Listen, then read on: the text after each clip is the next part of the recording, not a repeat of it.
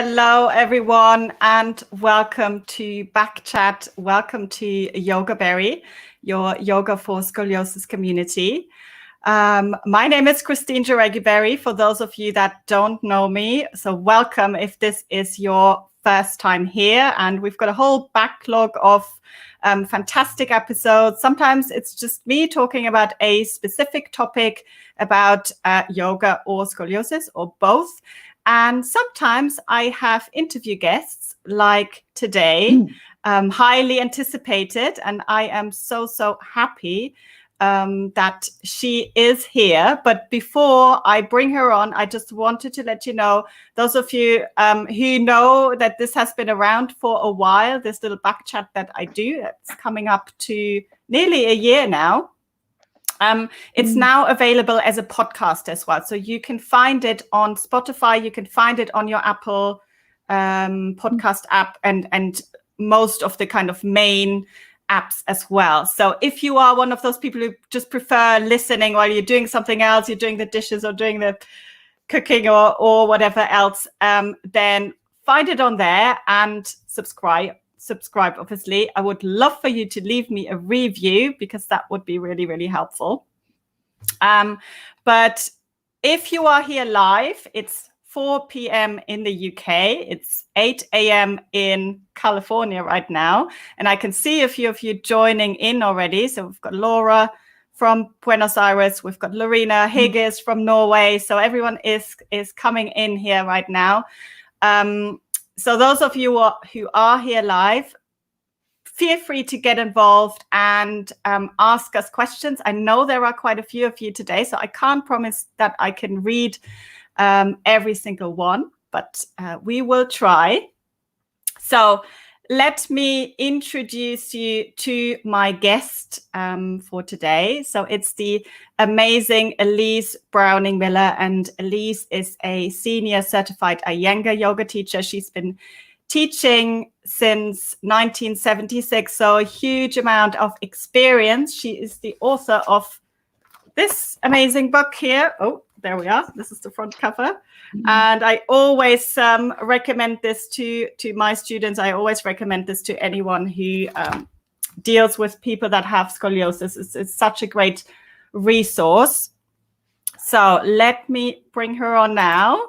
So there she is. Hi, Elise. Hi, good morning, or should I say good afternoon? Good afternoon for me. Good morning for you. So I'm just checking again the chat, which you can't see at the moment. So I'm going to bring in here a few of those. So we've got Rosalind, who's from Manchester.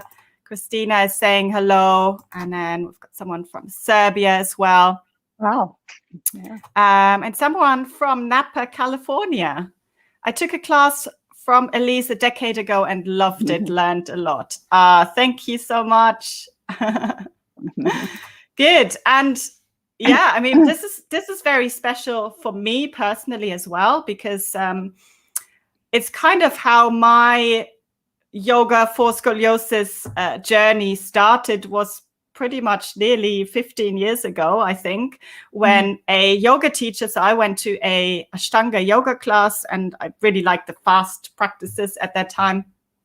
And my teacher, and I always felt this kind of, something feels really imbalanced. I felt like one side of my body was just getting stronger and the other one was just not there, basically. And which is a problem if you're in a faster style of yoga, obviously. And my teacher at that time, she printed out an article, which was in the Yoga Journal. And it was your article, or one of your articles. I'm sure you've written many more since then. And it was quite a long one. And it was really detailed. And it just made the whole thing, all of the sudden things clicked. It was like, okay, this is how it works. And this is why things don't work the way that maybe they do for other people. So that's how I came across you. So thank you so much for writing this article. Yeah, that's interesting. I wrote a couple for Yoga Journal, but the one I wrote in 1990, I don't know if that's the one you're speaking of. I wrote another one that was a little more detailed, but that's what launched me. It was unbelievable. We didn't have the internet, and Yoga Journal got hundreds of letters. Just please contact. I want to know more. Da da da. So I was like, okay, I guess this is what I'm going to be spending the rest of my life doing. I realized the interest, and it was my journey. So it's just a matter of sharing my journey, which was always wonderful to share that. Yeah. And it was really great to see, because, before nobody knew that this was a thing, first of all. Yeah. And that how powerful it can be, and really the changes that we can experience. And obviously a lot of us, like, yogis, even before we started to kind of modify our practice in any way, we know the benefits of yoga, right? We know what it can do, but even more so when you then start to get really specific, right? To your it was very exciting for me, because I'd gone to graduate school in recreation therapy and took a lot of anatomy, physiology courses with physical therapists. We were all in the same graduate program. And I started to research more of what was the physical therapy approach to scoliosis, because I was interested, obviously because of my scoliosis. And then not long after, I met Iyengar. I was already involved with yoga, but he came to California when I had just moved there. And he was doing some of the same adjustments on me that actually were the same principles of physical therapy. So he had a very intuitive sense. He had also read a lot of anatomy books. He was really interested in physical conditions, different therapeutic conditions. So then it was putting my whole program together with the combination of that. But really, it was the same concept, which is, obviously focusing on correcting the lateral aspect, the rotational, the breathing is so important. And so did he have a specific kind of interest and specific knowledge in this area, or do you feel it was mainly that he was just overall such an amazing teacher that he kind of intuitively knew what to do? I think it was a combination of both, but very intuitive. I mean, just unbelievably. I saw with many conditions that he addressed. So there was definitely that element. But also he had a doctor in the early years who, when he started to see clients with different issues, everything from heart disease to, physical conditions such as scoliosis, he also would rely on this person to explain the disease or the condition. And then he was reading anatomy books on top of that. So for him, it was, I feel, a combination. Yes. So, yeah. I remember us bringing Judith Lassiter, was a friend. She brought over all these anatomy books one year that he had requested. So this was in the 80s. Yeah. Yeah. Excellent. Right. Let me just see who else is here. Just saying hello to everyone. So Tatiana's saying good morning. We've got someone else from Siran is also in California. Yeah. And then Jane is in New York. Fantastic. Good. So I would like to know, and I'm waiting, if anyone obviously has questions for Elise, please do let us know. I'm really interested in your personal practice right now. So what does it look like? How long do you practice? What do you practice? Would you mind sharing that? No, I'm happy to. Well, I wake up every morning. I was sharing with you earlier, swimming is very important in my life, particularly during the COVID-19. So I do get up and go for a swim. But sometimes before that, if I wake up early enough, I will do a downward dog or the 3-part kitchen sink pull. And I always start my day with Adho Mukha Vrikshasana, which is handstand, arm balance. It's my way of waking up. I know not everybody does that, but I'm just saying that's what I do. And Pencha Mayurasana, I'm still doing that in my 70s. Amazing. the energy going. And then I do a deeper practice. It depends upon my schedule. After I come back from swimming or in the afternoons, because I often have classes in the morning and privates. I always do my inversions usually in the afternoon. I'm really, really enjoying during this time of lockdown of getting more into pranayama. So I've had a practice for many years, but it seems like this is such an opportune time to focus on that. And I'm really understanding the importance of it.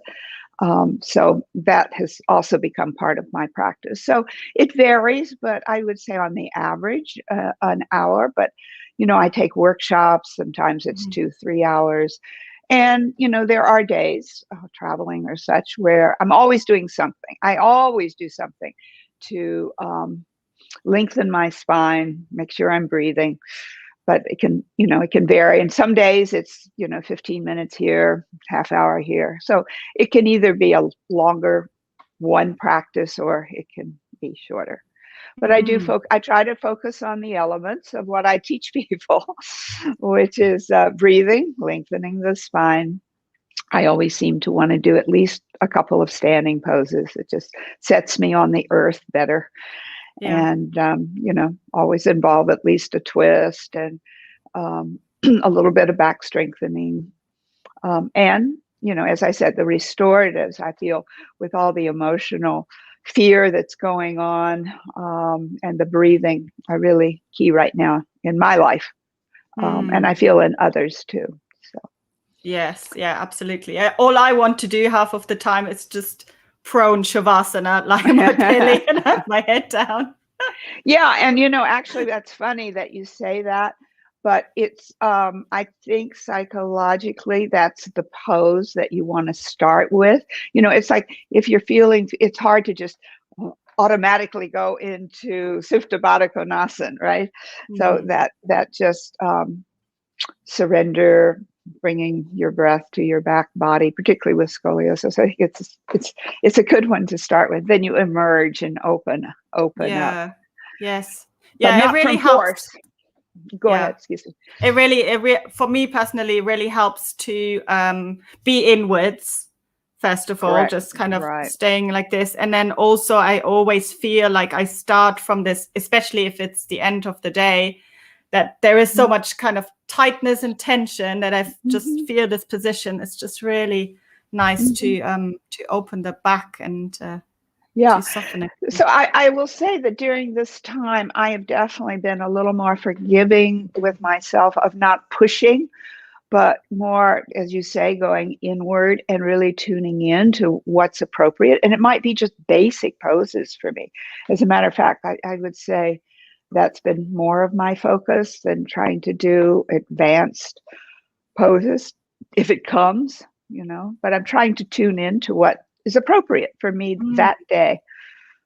That's what I really encourage everybody to do. Yes. Once they have a practice. Now, I understand as a beginner, sometimes it's just good to have a routine. It just, you don't have to think. You're just doing, you're covering the basics. You've got your practice. But as you become a little more intimate with your practice and yourself, I say sit for a few moments, find what is your intention? What is your being needing, not just physically, but emotionally as well. And I think that's a really important thing to do, to take that time. We start a yoga class with 3 ohms. That's centering. Well, whatever it be, a silent ohm or just sitting, watching your breath and becoming clear. What is it that is my intention or that I need today? Yes, yeah, absolutely. Would you mind, so you mentioned it a little bit, but would you mind taking us through those different elements of the of your approach to your yoga for scoliosis?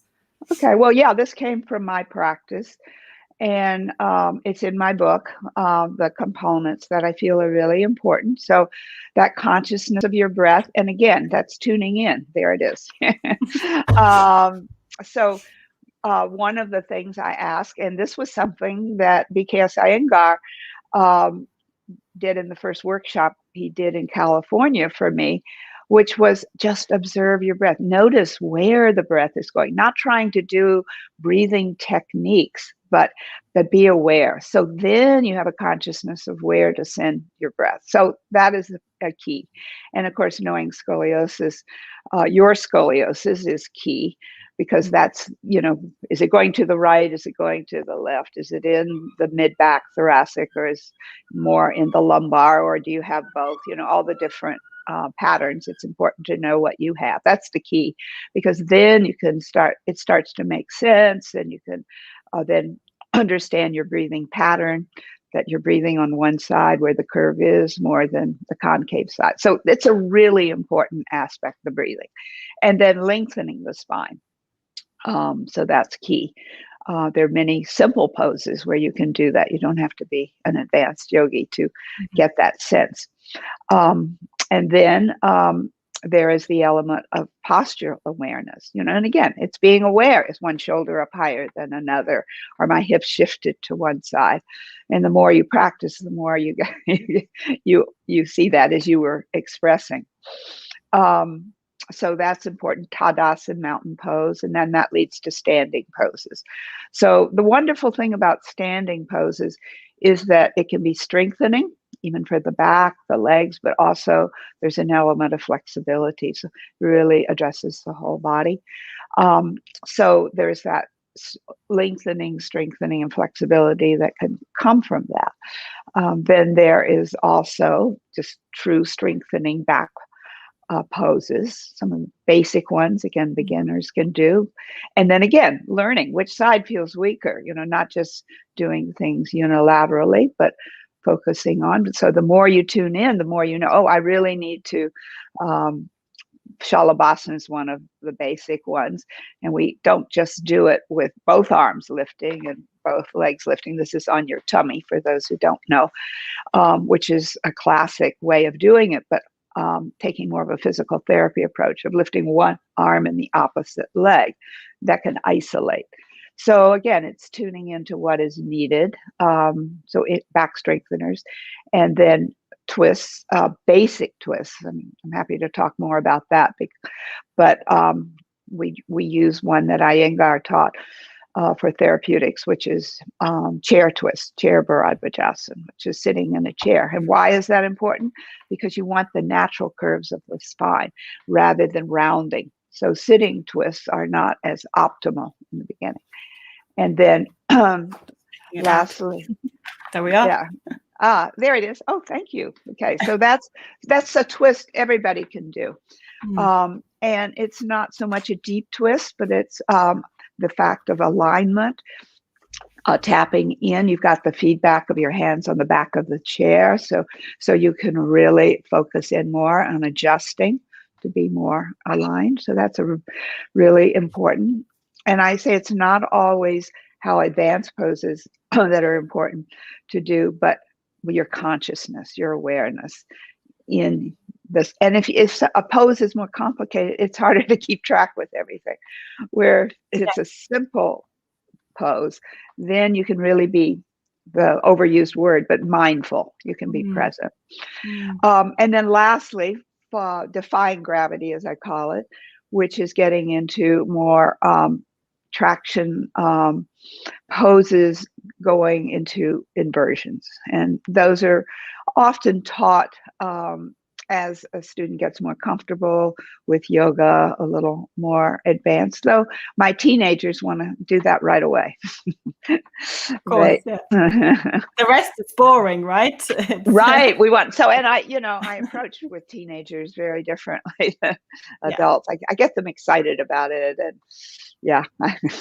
So those are the principles to cover, and it's really to cover both strengthening and lengthening and flexibility, but also to address the components that make up scoliosis, the lateral aspect and the rotational aspect. So I had a question actually before. So I asked in my Facebook group if anyone has got any questions for Elise, and one of them was about the twisting, which you mentioned, obviously, because I don't know if you remember, but about a year ago, I had an interview with one of the Schroth physiotherapist who's also a yoga teacher, but she was very much telling us to not twist at all. So even like small twists, she was like, no small twists, not even windshield wiper legs and stuff like that. And back bends, no. Forward bends, no. Side bends, no. What's left? So what is your take on this? Well, that is the Schroth method, where even on their website they say no back bends, they say no twists. It's their philosophy. I respect that. That's the physical therapy concept that they particularly have. It's not my experience, so I can only go with my experience. But it's also, for me, the mind consciousness is really the key. So if you're twisting, say, to the right, the first and foremost is get lengthening of the spine. So Iyengar, one of his last words when he was in his 90s to me, he said, "Now remember with your scoliosis students, always have them lift their arms up first to get the lift of the torso, to get those natural curves in balance." So what does that mean? That means to not round your back. And I think that's the fear, because when you twist, your back is rounded, the lumbar is out of its natural concave curve, the discs are vulnerable. So you bend over, you round it, and you twist. That's how most people have injury to their lumbar. It's that combination. So absolutely, I agree with that. But what if you have those natural curves, the lumbar is in its natural state, then you can work with the musculature. So for me, when I twist to the right, I'm not trying to focus on actually the spine and the lumbar twisting. Actually, the vertebra, it doesn't. The lumbar vertebrae are not designed. They are shaped so that they cannot. There's hardly any twisting. Roger Cole speaks of this, and he's a physiologist, PhD, and he talks about this, that there's very little twisting in the lumbar, but the musculature can move. So for me, when I turn just gently in the chair, I'm feeling that, oh, my left lumbar that goes back, I can bring it more in alignment. And I can even feel that I am bringing the right side, which to go forward, go back. So I'm getting more alignment there. Oh, I can use the back of the chair to push my right ribs in that laterally go out. I am creating more alignment. So I really look at twists, and maybe I shouldn't even call them twists, but it's a sense of adjusting so that I'm more aligned. And just the opposite, when I go the other way to the left, twisting to the left, I'm focusing on bringing those back right ribs, because they want to go back forward, and the left ribs that in the front that want to jut forward back. So I feel it more of an alignment adjustment, and twists have that ability to particularly work with the rotation. But when you have hands on the back of a chair, it's like having the steering wheel in front of you. You can direct and be subtle. And it's a subtle, we talk about yoga, we move into poses, but really it's actions. What are actions are where you're bringing your mind consciousness to a place and adjusting in a very subtle way, which might be a slight movement, but it's not yanking your body around. And I think the most important thing is that you don't fall into your curve. So it's very easy. And I think maybe that's from where they're coming from.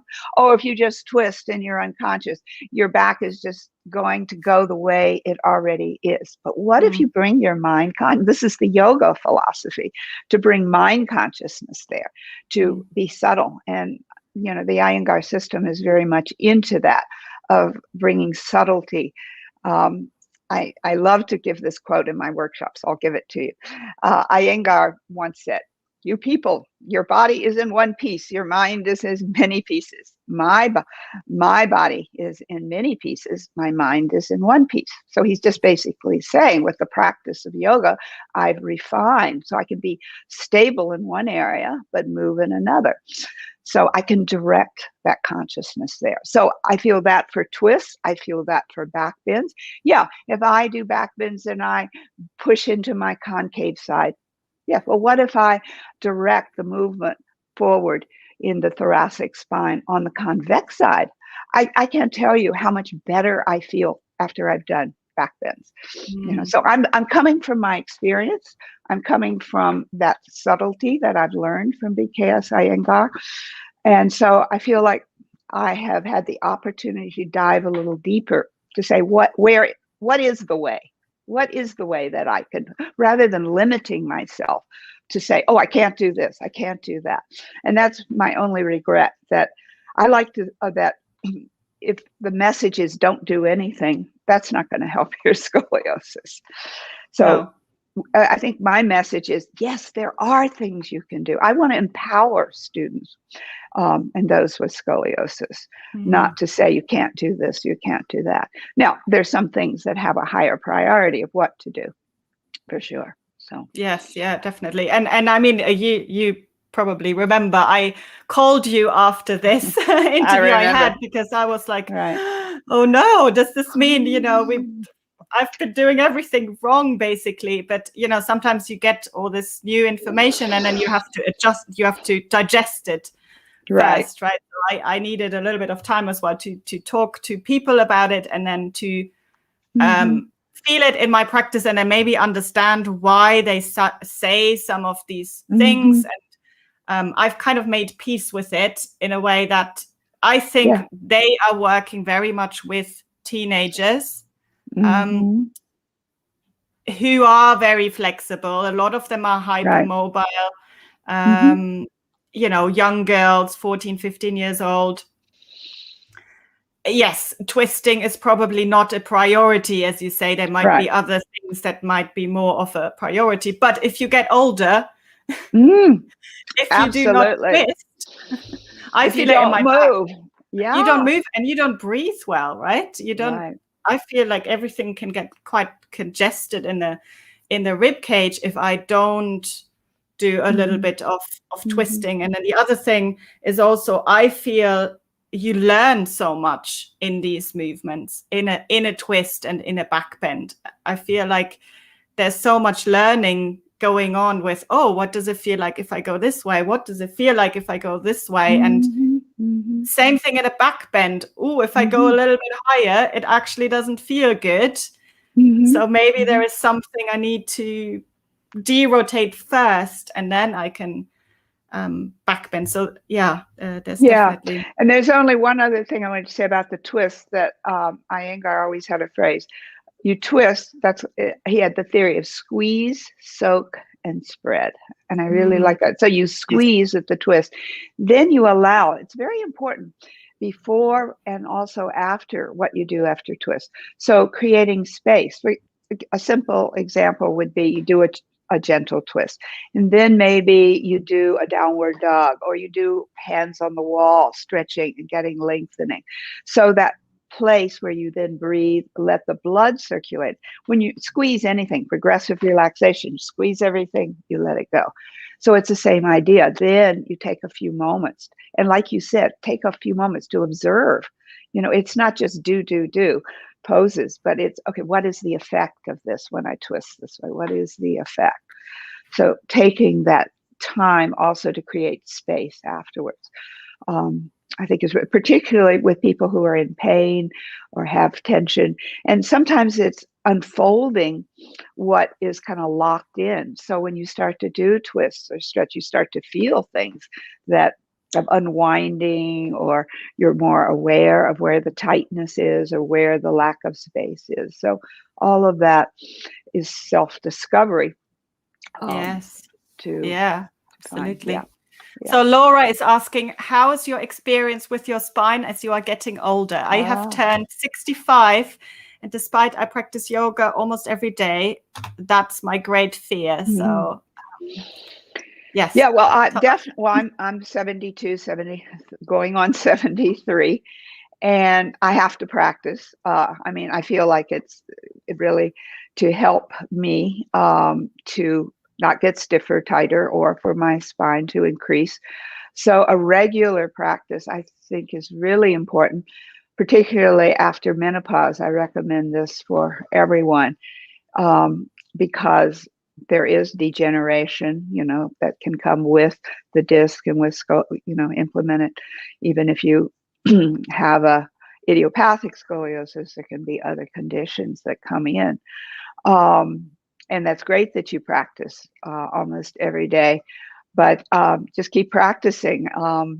The more you practice, the less fear you will have.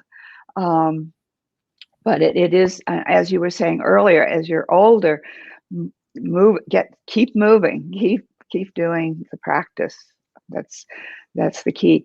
My curve has still not gotten worse, but I do notice in my lower back that I really actually more addressing that area of my back, not all the time, but I feel that I do need to address that because I have also a condition called stenosis and some degenerative disc. Well, that's coming, but I have a good hour practice and the pain dissipates. So I know that as we get older, we can really still address our scoliosis. Still make a change, yeah. To make a change. So with I told you before that I had this. I had a little bit of an interest to know what's happening in menopause, basically planning ahead. Yeah. But you always get told that there's two times: there's pregnancy and menopause when things can get worse.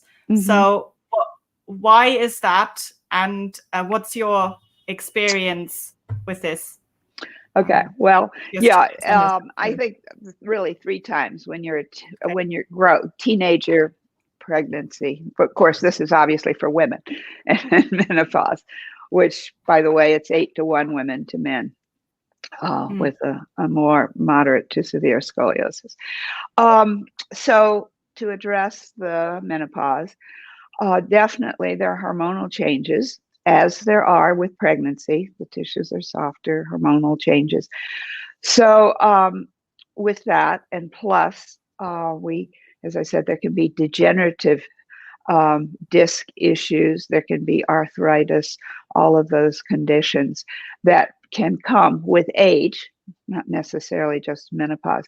But I do see, and I will mention this, I do see a lot of students after menopause, and my understanding from them is that just with doing nothing for their scoliosis increases. And I think it's many reasons for it. The hormonal component, as I said, the degenerative disc, there can be arthritis that can set in. So even someone can have a scoliosis as an adult that they may not have had earlier on, because of these other conditions that can occur. And of course, the softening of the tissue. So strengthening is a real key that I feel after menopause is a key element that really needs to be put into one's practice, not just flexibility. So that's a key. There can be, so what I really want to be clear on is sometimes it can be a mild scoliosis, idiopathic scoliosis, and you can progress all through your life doing fine. And then after menopause, then it can increase. But there's also, they've done research, it was in the New York Times, a study that showed that there was a huge increase for adults, I think it was over 60 with scoliosis. And that condition they actually call degenerative scoliosis. You may not have had scoliosis earlier, but because of many conditions, weakening of the ligaments, soft tissue of the spine, abnormal bone spurs, all of these different conditions, then that can create a scoliosis. So the practice of lengthening and strengthening and doing a practice every day can really make a difference. So, absolutely. Yeah. Good. Let me just go through some of these questions here. So Tatiana was asking, she's saying, she knows that yoga is best for scoliosis. Well, that's what we think, right? Yeah, we wouldn't be here. No, exactly. But then she's asking, how about fitness, or maybe are there other things? I mean, you mentioned swimming, obviously already. Are there things that you are recommending? Yeah, I mean, it's important to have cardiovascular conditioning. I mean, for everyone, whether you have scoliosis or not. So and that's why I swim. I was a swimmer in college, swam on the team. So it's something that comes naturally. For some people, they're not swimmers. So, certainly there are other things. I find as I've gotten older, so speaking of getting older, I don't run anymore. As in my 20s or 30s, I ran. I found that compounding the spine, and I don't recommend that if you're older. But walking, hiking is all great. Cycling, even spinning. It's a circular action. So it's a great, and I do some of that. I used to do a lot of cycling in my 30s and 40s, doing 100 miles and, that type of thing. So, but now I'm doing less of that, more of swimming. So yes, I believe in it. Yeah. Good. So she's asking, can I buy your book in Canada? Yes, you may buy it anywhere. You can buy it from my website, which is more expensive to ship it to you, but I will say it's on Amazon. So what can I say?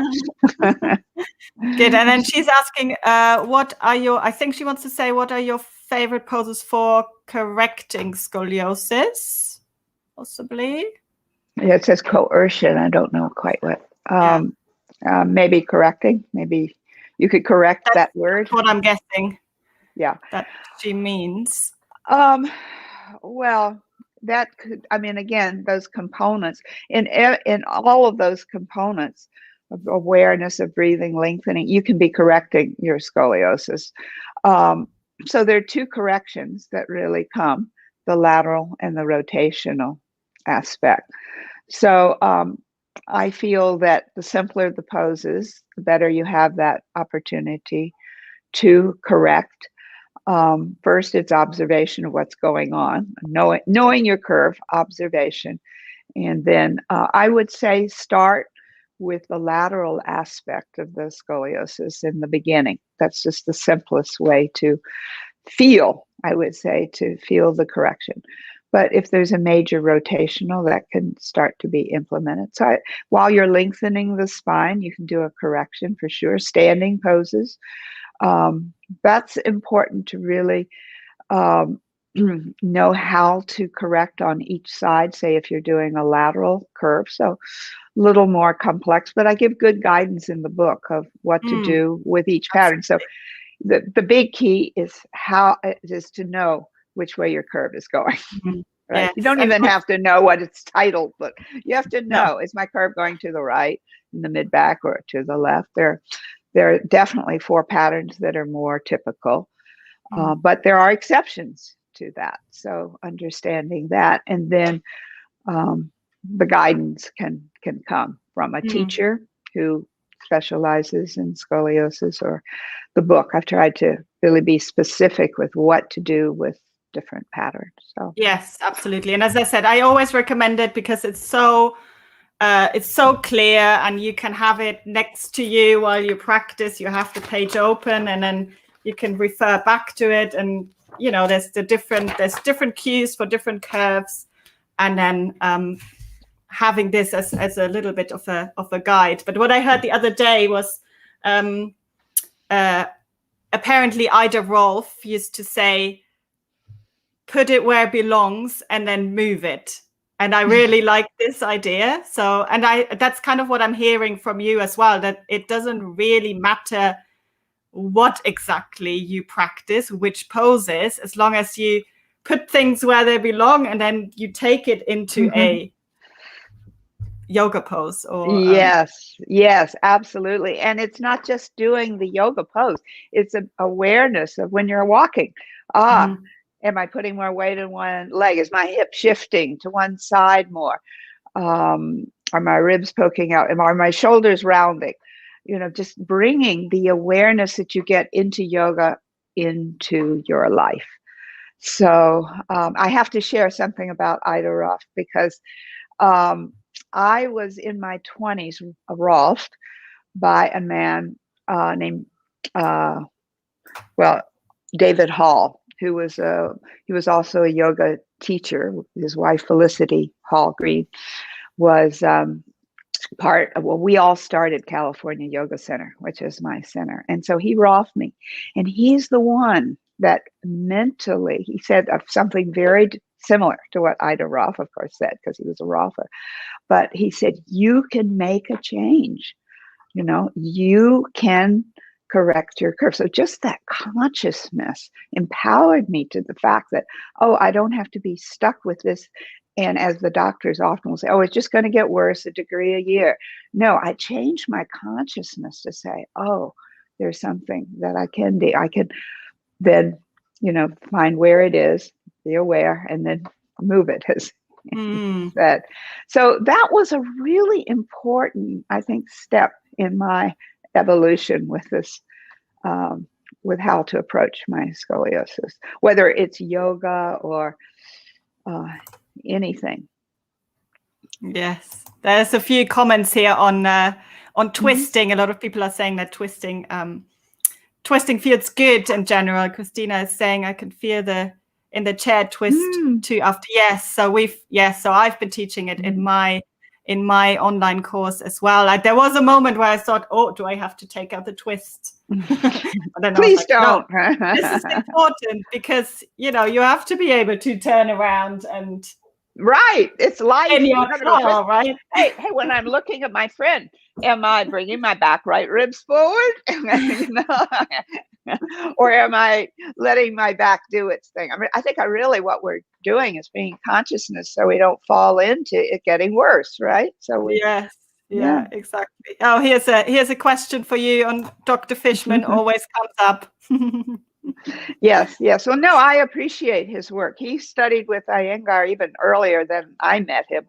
Early on, he has his own, methodology, of course, with how to approach scoliosis. But I absolutely agree with Vasisthasana, or they call it side plank, is a wonderful way to address correcting the curve, strengthening the back. It approaches it in a different way than on your tummy, some of the basic back strengtheners. So, I approach things a little differently, just with my own experience. But, I appreciate his research that he has done and his approach. And, and the one thing I maybe appreciate a lot is that he keeps it really simple. Like, just do this pose, or just do two or three, and in some ways that's, I hope that, the book has a lot of poses to do. So I hope if you get the book, you don't get overwhelmed, stay with the basic things that really you feel are working for you. It might be for a year, all you're doing is trying to lengthen your spine, and correct the lateral aspect. And then listening to your body. So I do appreciate that aspect. That I think, one of the things I learned is I was so enthusiastic in the beginning with my students, and if I were working one-on-one, I would give a lot of things. And I realized early on that no, keep it simple. Just give them 3 or 4 things. And Christine, in the practicum that I give for teachers, I say, give your students 3 poses to do every day that are most appropriate for them. And then also give them a sequence that, of course, covers more of the other components, but that they practice once a week, or maybe they practice more. So, so I appreciate those aspects from him. My approach is, as everybody's, is a little different depending upon their own experience. But basically, we believe in yoga.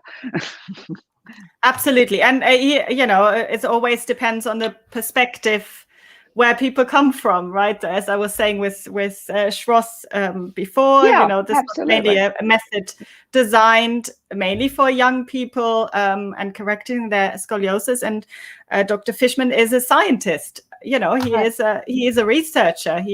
What he wants to find out, and he wants to have scientific proof. And I really appreciate that. And we need that. We need it. We need it. I mean, if I had the time, I've been attempting with some orthopedic surgeons to get some research going at UCSF and Stanford. And tell you the truth, I just haven't had the time or energy to go there. So I appreciate that he has been doing that. Here's a question about swimming for you. Is there anything to avoid at swimming, or just swim how it feels right at the moment? I think of swimming types, speed. I know the topic is yoga, but just wanted to ask about swimming. Oh, no, it's a good question. I'm glad you're asking, because I do have, with everything, I have an opinion. Okay. Excuse me. So I do all strokes. I was trained as a swimmer. I was on a swim team, but I do highly recommend backstroke to implement in, because when you're doing freestyle, there is a tendency to go forward, which can round the back some. There are other benefits of that, excuse me. So the pulling, when you're pulling, that's definitely going to strengthen your back. So here I am. I'm totally into my scoliosis. So what do? On the right side, I'm really pulling and drawing my intercostal muscles together because they're overstretched. And I actually find my right side and sometimes harder to do that because they're overstretched. Okay, on the left side, because I have a right thoracic scoliosis, my left side, the intercostals are more compressed. I'm really reaching. So here I'm using my yoga consciousness, or my consciousness of my scoliosis, to improve that. So that would be for the freestyle. I find if my back is really stiff, the breaststroke is wonderful because it just releases tightness.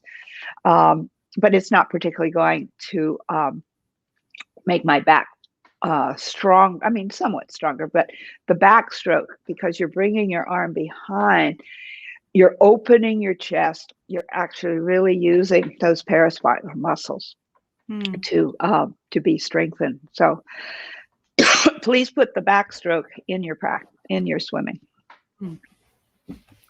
Good. And then I hear we've got another question about, well, as you went into specifics of a curve. So Inspired to Wander is asking, I have a right thoracic, left lumbar curve, so same as Elise as well. Would you please explain the rotation element for this double curve? My right lumbar area is convex and painful. Well, I don't know if you're using the terminology correct. Yeah, I was going to say that. Yeah, let me be clear. So if you have a right thoracic, left lumbar, what does that mean? That's the convexity. Okay, so when they title a right thoracic, and this is just based on orthopedic surgeons' terminology, the right side is going back in the mid-back, so that's spreading your ribs, and then it does an S shape. It's in the left side, that's your convex side, where it's going back. So I'm not quite sure if you got your terminology wrong, or you have a right thoracolumbar, which means it's going to the right in the thoracic and also down into the lumbar. That would be convex for the right lumbar area, So, so first, I want to be clear with that. But if you do have a right thoracic, left lumbar, then how would you address the rotation? So the rotation is going back. That's the rotational component, where it is spreading the ribs and literally becoming more convex or rounded on that side. So how would you correct that? You would want to decrease that rounding going back and bring that forward as you bring the concave side, that's the opposite side, to be less concave. So to bring it more back. And you just do the opposite for the left lumbar, if that's what you have. With a left lumbar, if it's going back behind you, the muscles, by the way, get tight on that side. You're more compressed. The right ribs and the right waist compress and get closer to each other. So you would want to, I coined the word derotate. You draw the left waist forward, the right waist back. And that would be just the opposite of what the tendency is. So I hope I've clarified that.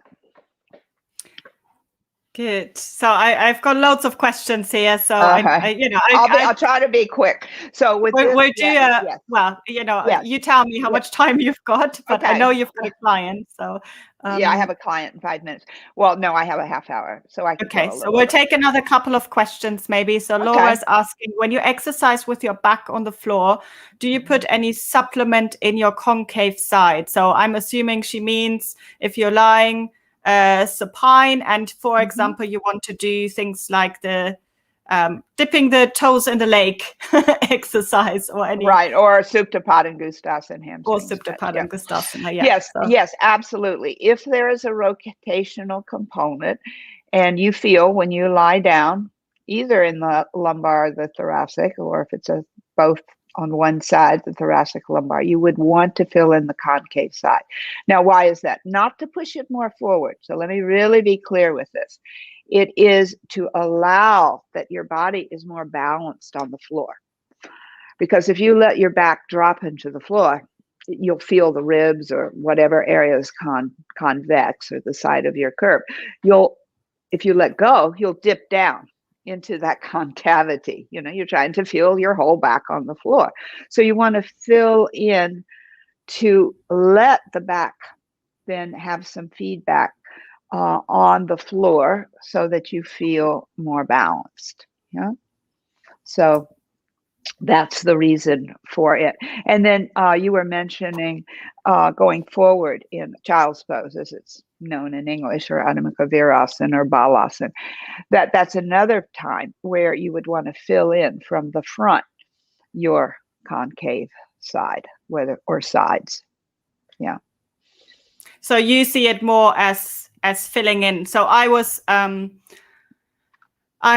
kind of adopted the Schroth approach of derotating. So kind of the opposite, which sometimes, so I use a little bit of both, I guess. Yeah. Sometimes. Yeah. Well, now there's a whole nother thing that we do in restorative poses where you might use a brick or block, as we call it, a brick, because Iyengar used to use bricks rather than blocks in the beginning.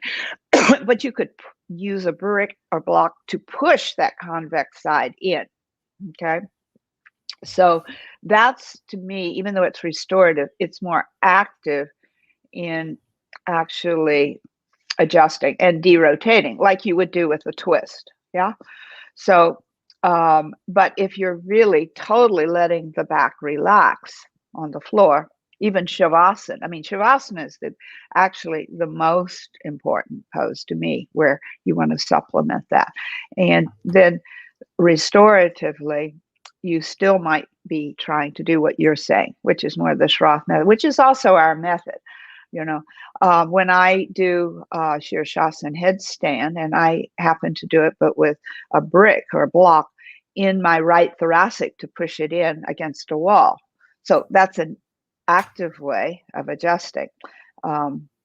If I'm doing a supportive Shirshasana. So that's I work both ways. Yeah. But more of that's if you're trying to relax the back. That's a difference, isn't it? It's a difference. Yeah. So Hager's saying, any thoughts about how to change the incline in my practice to go with the curve and making it even more curved? So I guess stopping progression of the curve is what she might mean. If I start thinking too much, I'm gonna miss the yoga part. miss the yoga part. That's a good point, isn't it? That's a good point. Yeah. And Prashant Iyengar, who is B.K.S. Iyengar's son, who's really focused on the breathing, and he says, adjust, and then settle in. So this is important, that we don't want to lose the yoga part. So you do the best you can. Don't try to be perfect. Don't make it, you do the best you can, and then you let go. So to me, this is really yoga. We call this dharana, dhyana. It's one of the 8 limbs leading to meditation. You want to give your concentration to do the best you can. Then you just experience the pose as you can, and then it quiets the mind, and it really becomes more of a yoga practice. So yes, so we at one point, and I had an experience. I did a lot of meditation in my early years in the 20s, Buddhist meditation, yoga meditation, and I realized at some point in my meditation that all I was doing, I wasn't just watching my breath. I was adjusting this, adjusting that, just bringing my mind to this. I wasn't meditating. I was totally overwhelmed with just thinking about my scoliosis. So that was an important realization to adjust, then just settle into where you are. Excellent. Yeah. Thank you. Well, thank you so much, Elise. How can people get in touch with you nowadays? Okay. I know your center is closed at the moment, but hopefully opening. Well, let me just say, I have people from all over the world taking my classes. Since the Zoom, I have now teaching weekly a yoga for scoliosis class. Brilliant. California time, 4 to 5:30. It is recorded. So I have people from Europe, South Africa, taking that class. So you can take class. We have a whole series of Zoom classes, back care classes. So it's californiayoga.com is that website. And then there's my website, yogaforscoliosis.com, which gives more of workshops I'm giving. I'm still giving workshops all over the place. I'm just in my living room or my yoga studio. So that's what I'm doing. I'm Zooming a lot around from my home. Excellent, good. And I did put all the links as well in the description. I did see there's Veronica just wanted to say hello here because she trained with you as well in London. London, yes. Yeah, so she's teaching students in Prague. So I think there are a few people who have obviously taken classes with you already. So you might want to have a look at the chat afterwards when you have some time. Can you guide me to know how to do that? Yes, and maybe I can export it or something like that as well and send it to you. That might be easier. But yes, thank you so much. And I just wanted to tell people as well. So I did Elise's trainings and then I did her practicum, and I was just saying to her before how valuable that really was, because it wasn't just a kind of a quick thing. It was a study over 6 months. So it was quite intense, and I absolutely learned so much during that time. And it's been very valuable. And I mean, I'm continuing obviously with what I do, but it's been really, really good for my personal learning, obviously, as well. And yes, you've got on your website a whole directory as well, haven't you, of yoga teachers that... Yes, so you can look there. And as I was sharing, we even have more who are not on my website. So you can always email me if you're in an area and you want to know of a teacher. I can't guarantee it, but we do have more. Excellent. Thank you so much, Elise. Yes, thank you so much for having me. It's quite a pleasure. It's always wonderful to talk about how to approach scoliosis. Yes, lovely, lovely. Thank you. All right. Have a wonderful day, evening, all of you who participated and came on.